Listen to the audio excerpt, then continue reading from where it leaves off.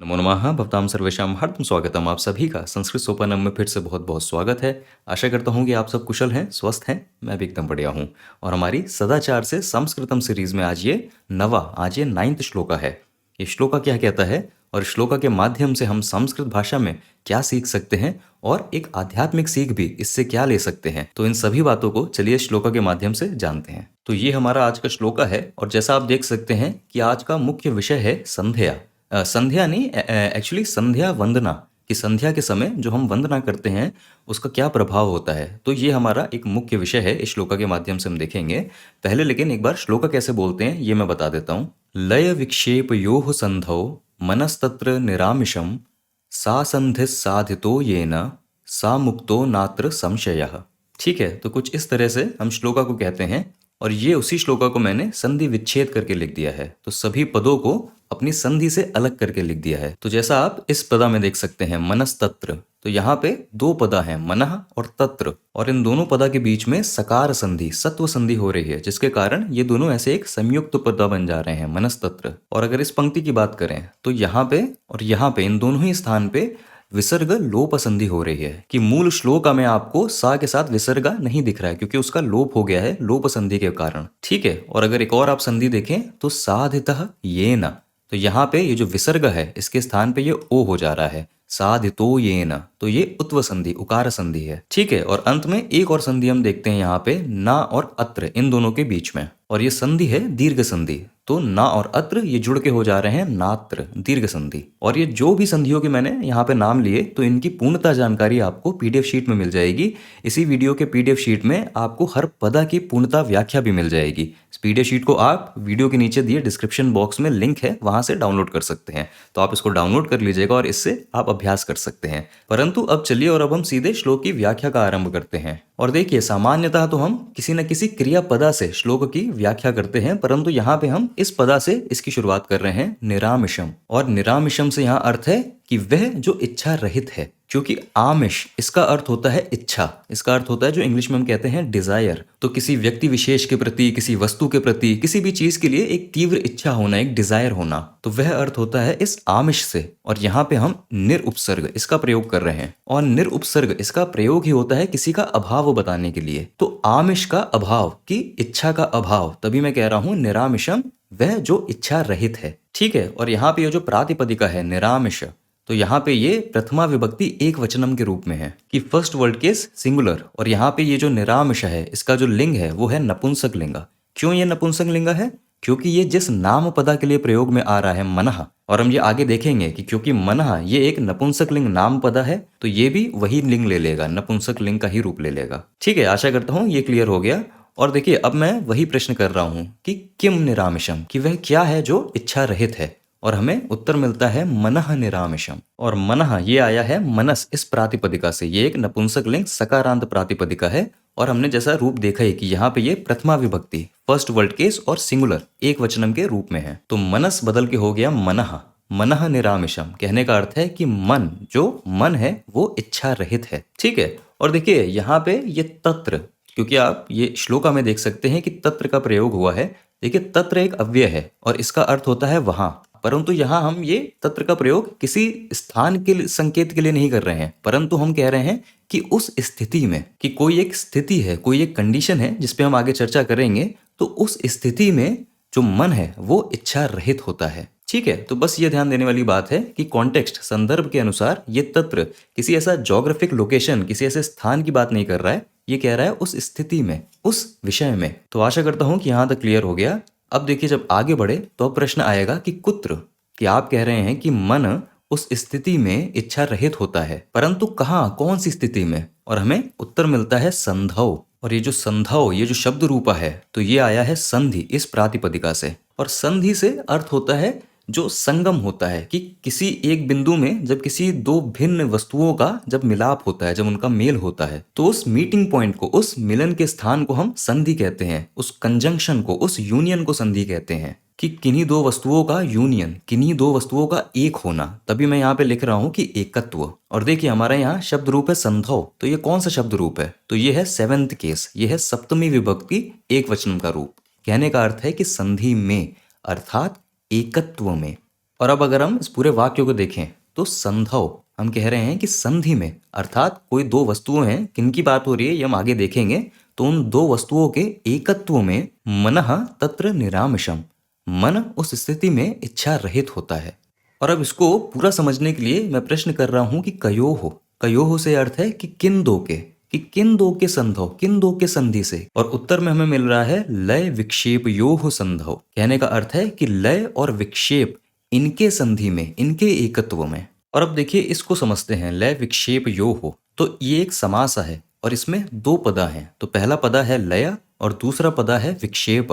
ठीक है, लय इसका अर्थ होता है डिसोल्यूशन। डिसोल्यूशन का अर्थ है कि किसी वस्तु का घुल जाना, किसी वस्तु का किसी अन्य वस्तु में पूर्णतः घुल जाना, मिल जाना, उसमें विलीन हो जाना। तो ये अर्थ होता है लय का। ठीक है, और विक्षेप, तो विक्षेप का अर्थ होता है जो अंग्रेजी में हम कहते हैं प्रोजेक्शन, कि किसी चीज का कहीं प्रकट होना। और देखिए ये लय और विक्षेप ये किस संदर्भ में बात कह रहे हैं आदि शंकराचार्य, तो इसको हम श्लोक की व्याख्या के बाद इस पे चर्चा जरूर करेंगे, अवश्य करेंगे। परंतु अभी इनका शाब्दिक अर्थ मैं बता रहा हूँ कि लय का अर्थ होता है डिसोल्यूशन या घुलना, और विक्षेप का अर्थ होता है प्रोजेक्शन या प्रकट होना। और देखिए प्रकट होना ही नहीं, प्रोजेक्शन का अर्थ एक तरीके से होता है कि कुछ जो हम देखते हैं, जो देखा जाना, तो किसी चीज का दर्शित होना, तो उस भाव से भी आप विक्षेप इसको समझ सकते हैं। और देखिए लय विक्षेप योह संधौ, मैं कहना चाहता हूं कि लय और विक्षेप इन दोनों के संधि में, इन दोनों के एकत्व में। तो पहले तो हम इन दोनों पदों को एक समास में जोड़ेंगे। तो मेरा एक समस्त पदा बन जाएगा लय विक्षेप, जिससे अर्थ है लय च विक्षेप च, कि लय और विक्षेप।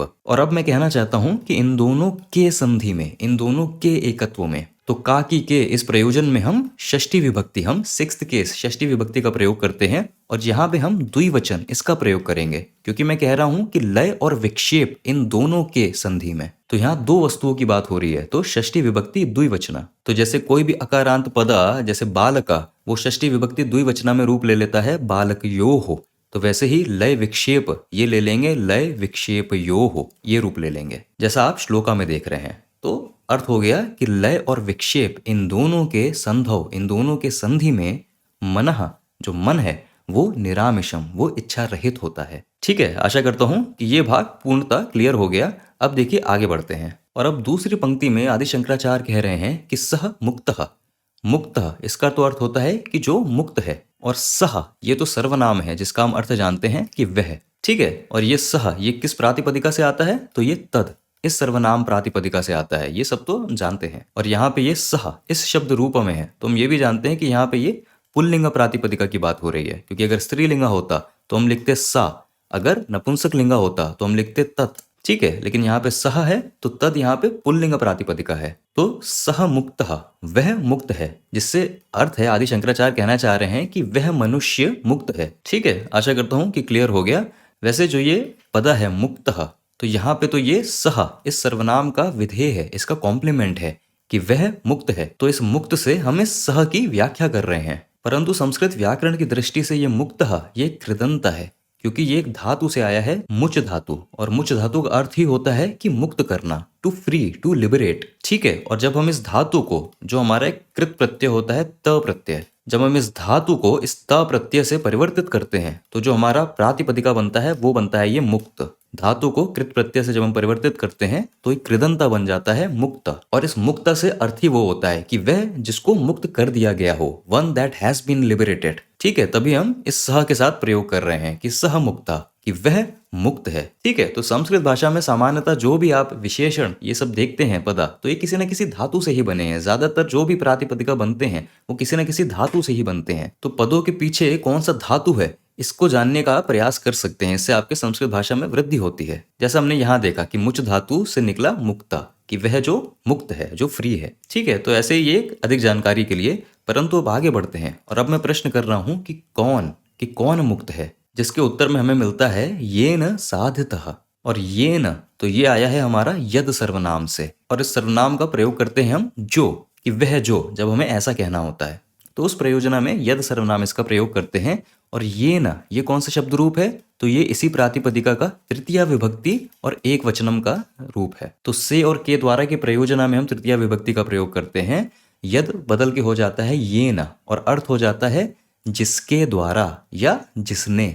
ठीक है, तो ये अर्थ हमें ये न से मिलता है। और साधितः, तो साधिता ये आया है साध इस धातु से, और साध धातु का अर्थ होता है सिद्ध करना, कि किसी कार्य को सिद्ध करना। तो इसी धातु से एक और कृदंत हमें मिलता है साधता, जिसका अर्थ होता है कि वह कार्य जिसको सिद्ध कर लिया गया है। कहने का अर्थ है कि वह जिसको प्राप्त कर लिया गया है, one that has been accomplished. ठीक है, इस भाव में। तो देखिए दोनों का साथ में क्या अर्थ हो गया, ये न साधता, कि जिसने या जिसके द्वारा प्राप्त कर लिया है। परंतु अभी एक प्रश्न आता है कि जिसके द्वारा क्या प्राप्त कर लिया गया है, और उसके उत्तर में हमें मिलता है ये न सह संधि ही साधितः। और संधि तो ये वही संधि है जिसकी हमने पहली पंक्ति में बात की थी, कि किन्हीं दो वस्तुओं का यूनियन, किसी दो वस्तुओं का एकत्व। तो यहाँ उसका वही अर्थ है। और सह तो यहाँ पे ये बस इसके सर्वनाम की तरह प्रयोग हो रहा है। ठीक है, तो पूरा वाक्य हमारा क्या बना कि ये न सह संधि ही साधितः, कि जिसके द्वारा या जिसने सह संधि उस संधि को अर्थात उस एकत्व को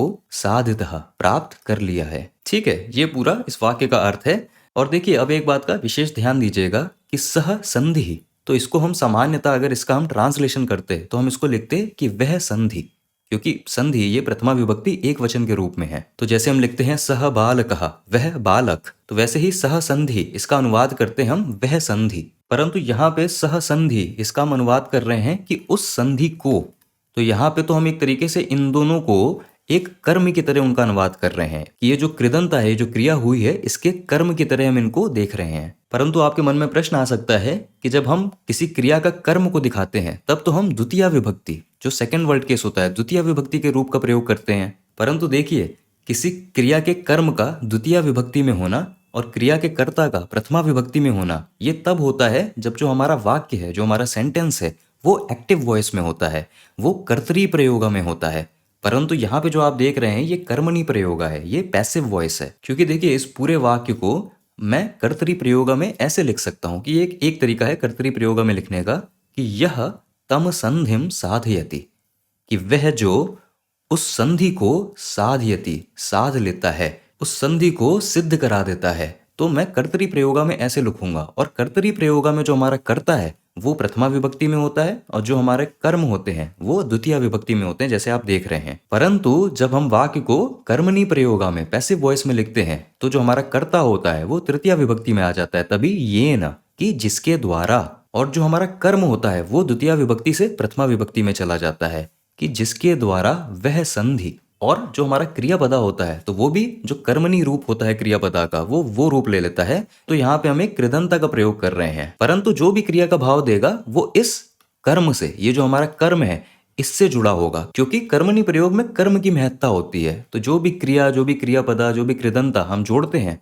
तो हम इस अपने कर्म से जोड़ते हैं। ठीक है, तो बस आशा करता हूं कि कर्तरी प्रयोग में कर्ता और कर्म, और कर्मणी प्रयोग में कर्ता और कर्म, ये क्या विभक्ति लेते हैं, थोड़ा सा बदलाव हो जाता है, इसका आपको ध्यान हो गया, ये एक ज्ञात रहेगा आपको। ठीक है, तो पूरा वाक्य हमारा क्या बना था, ये न सह संधि ही साधितः, कि जिसके द्वारा उस संधि को साध लिया जाता है, प्राप्त कर लिया जाता है, सह वह मनुष्य मुक्तः, वह मनुष्य मुक्त है। आदि शंकराचार्य ये कह रहे हैं। और किस संधि की बात कर रहे हैं तो वो हमने पहली पंक्ति में देखी थी, कि लय और विक्षेप इन दोनों की संधि। परंतु अभी आगे बढ़ते हैं, और एक हमारा वाक्य और है कि अत्र न संशयः। और अत्र तो ये भी एक अव्यय है। तत्र का अर्थ होता है वहां, और अत्र का अर्थ होता है यहां, जो इंग्लिश में हम कहते हैं हेयर। परंतु इस अत्र से यहाँ अर्थ है कि इस विषय में, कि इस विषय में, इस स्थिति में। नियम इंग्लिश में कह देते हैं कि in this regards, in this matter, तो उसी भाव में। संशय इसका अर्थ होता है कि डाउट, जो हम इंग्लिश में कहते हैं, हिंदी में कहते हैं संदेह। तो आदि शंकराचार्य बस कह रहे हैं कि इस विषय में, इन दिस रिगार्ड्स, कोई संदेह नहीं, कि वह मनुष्य जिसने संधि को प्राप्त कर लिया वह मनुष्य मुक्त है। इस बात में, इस विषय में कोई संदेह नहीं, वो ऐसे कह रहे हैं। तो आशा करता हूं कि ये सारे पद आपको एकदम क्लियर हो गए। एक बार अन्वय और अनुवाद को साथ में देख लेते हैं। और देखिए अन्वय और अनुवाद से पहले श्लोका को जो मुख्य विषय है उसको थोड़ा सा समझ लेते हैं। देखिए पूरे दिन में हम ये जो लय और विक्षेप और इनका जो संधि होता है तो इसको हम दो बार देखते हैं। कब देखते हैं? तो प्रातः सवेरे सूर्योदय से तुरंत पहले जो भोर का समय होता है, जिसको इंग्लिश में हम डॉन कहते हैं, तो वो ये समय होता है। क्यों? क्योंकि बीते हुए दिन की रात्रि का लय हो रहा होता है, उसका डिसोल्यूशन हो रहा होता है, और आने वाले दिन के सवेरे का प्रक्षेप, उसका प्रोजेक्शन हो रहा होता है। तो वो जो उनके संधि का समय होता है, भोर का समय, तो वो हम पहला पॉइंट देखते हैं। और यही चीज हम अपने शाम के समय देखते हैं, जब आज के दिन का लय हो रहा होता है और आज की रात्रि का प्रक्षेप हो रहा होता है, जिसको इंग्लिश में हम कहते हैं डस्क का समय, हिंदी में हम कहते हैं सांझ का समय। तो ये दो समय हैं जब हम ये लय और विक्षेप इनके संधि को देखते हैं, और इस समय को हम कहते हैं संध्या। संध्या इंग्लिश में संध्या को बोला जाता है ट्वाइलाइट। तो ट्वाइलाइट वही समय होता है जब ये दो समय आपस में मिल रहे होते हैं, एक का लय हो रहा होता है, एक का प्रक्षेप हो रहा होता है। ठीक है, तो ये अर्थ हो गया लय, विक्षेप और उनकी संधि का। और यहाँ पे आदि शंकराचार्य कह रहे हैं कि इस समय, इस संधि के समय जो मन है तत्र निरामिषम, कि वो कह रहे हैं कि इस समय जो मन होता है वो इच्छा रहित होता है। और इस बात को हमारे शास्त्रों में कहा गया है कि ये दो समय ऐसे हैं जब आध्यात्मिक ऊर्जा बहुत प्रबल होती है। कहने का अर्थ है कि जो ये पूरा वातावरण है वो स्पिरिचुअली चार्ज्ड होता है, और अधिक सहजता से, अधिक सरलता से हम उस समय अपना ध्यान, अपना मेडिटेशन, अपनी वंदना, इन सब क्रिया को कर पाते हैं। क्योंकि ये संध्या के समय ऐसा ऐसा वातावरण ही ऐसा होता है कि एक आध्यात्मिक ऊर्जा उस समय अधिक होती है। तो आदि शंकराचार्य इस बात को हमें श्लोका के माध्यम से बता रहे हैं। कहने का अर्थ है कि आदि शंकराचार्य श्लोका के माध्यम से हमें जो संध्या वंदनम है, इस क्रिया के महत्व को बता रहे हैं कि अगर हमें अपने दिनचर्या में एक क्रिया को लाना है, अगर किसी वंदना की क्रिया, जो वर्शिप की क्रिया होती है, रिचुअल होता है, अगर उसको हमें लाना है तो उसको हम ये संध्या के समय ला सकते हैं। क्योंकि उसका प्रभाव और अधिक होता है। उस समय आध्यात्मिक ऊर्जा प्रबल होती है तो हम पे और अधिक प्रभाव पड़ता है उसका। तो ये बहुत ही महत्वपूर्ण क्रिया है जो हमें करनी चाहिए।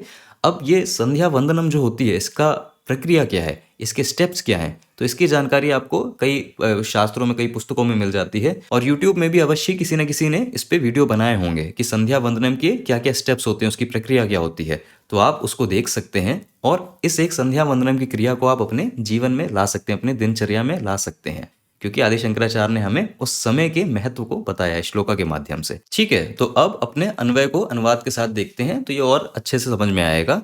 तो आदि शंकराचार्य कह रहे हैं कि लय विक्षेप योह संधौ, कि लय और विक्षेप के संधि में, अर्थात सूर्योदय से पूर्व भोर का समय और सूर्यास्त के पश्चात जो सांझ का समय होता है। तो जैसा हमने जाना कि लय विक्षेप की संधि में, कहने का अर्थ है कि संध्या के समय, उस समय में मनः तत्र निरामिषम, जो हमारा मन है वो उस संध्या के समय अत्यंत इच्छा रहित होता है। और इच्छा रहित क्यों होता है, तो ये भी हमने जाना कि हमारे शास्त्र में बताते हैं कि उस समय आध्यात्मिक ऊर्जा थोड़ी प्रबल होती है, तो इसलिए हमारा मन भी इच्छा रहित होता है, शांत होता है। ठीक है, और फिर आदि शंकराचार्य कह रहे हैं कि येन सह संधि साधितः चेत, ये तो मैंने ब्रैकेट में से कंप्लीट करने के लिए लिखा है। अर्थ वही है कि जिसने उस संधि को, अर्थात उस इच्छा राहित्य तथा उस एकत्व के भाव को, उसको साधितः, उसको प्राप्त कर लिया, तो सह मुक्तः भवति, तो वह मनुष्य पूर्णतः मुक्त है। और फिर आदि शंकराचार्य अंत में इसी बात को और पुख्ता करते हुए कहते हैं अत्र ना संशयः, कि इस बात में, इस विषय में कोई संदेह नहीं। तो यही पूरा आध्यात्मिक एक अर्थ था इस श्लोका का। आशा करता हूँ कि आध्यात्मिक अर्थ के साथ पूरी व्याकरण जो हमने समझी वो भी आपको क्लियर हो गई। पीडीएफ शीट को आप डाउनलोड कर सकते हैं, डिस्क्रिप्शन बॉक्स में जो लिंक है वहाँ से, आपके अभ्यास में लाभदायक होगी। मैं आपसे अगले वीडियो में एक नए श्लोका के साथ मिलूंगा। अभी विदा लेता हूँ। वयम पुनः मिलामः। धन्यवाद।